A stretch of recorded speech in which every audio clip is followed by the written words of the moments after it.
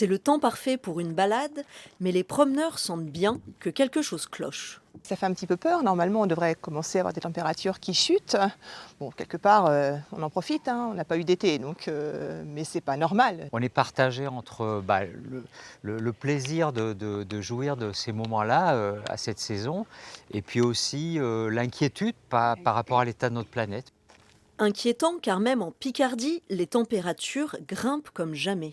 On est proche des records mensuels, notamment, et ça sera forcément le cas sur l'Oise et le sud de l'Aisne, où on va frôler les 27 à 28 degrés pendant ces 2 jours. Une situation qu'il faudra surveiller évidemment, car les phénomènes extrêmes qui sont associés à ce bouleversement et à ce réchauffement climatique ne sont pas plus fréquents, mais sont beaucoup plus importants. Et face à ces bouleversements, certaines espèces modifient leurs habitudes, alors elles sont placées sous haute surveillance.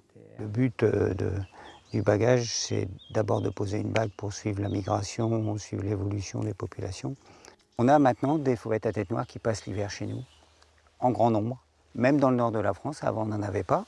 Normalement, elles vont passer l'hiver dans les orangeraies en Espagne, au Portugal. Et ça, c'est typiquement dû au changement climatique. Il n'y a pas que les oiseaux qui sont concernés. Ce papillon vulcain passe maintenant l'hiver ici et cette petite fleur risque de disparaître à cause des sécheresses alors que des espèces de Méditerranée s'installent dans la baie, favorisées par la chaleur. Dès qu'il y a changement, il y a réaction de la faune et de la flore. Quelles que soient les perturbations dans la nature, les animaux, les plantes, les insectes vont mieux résister et s'adapter si on garde une nature riche. Et l'homme, c'est pareil.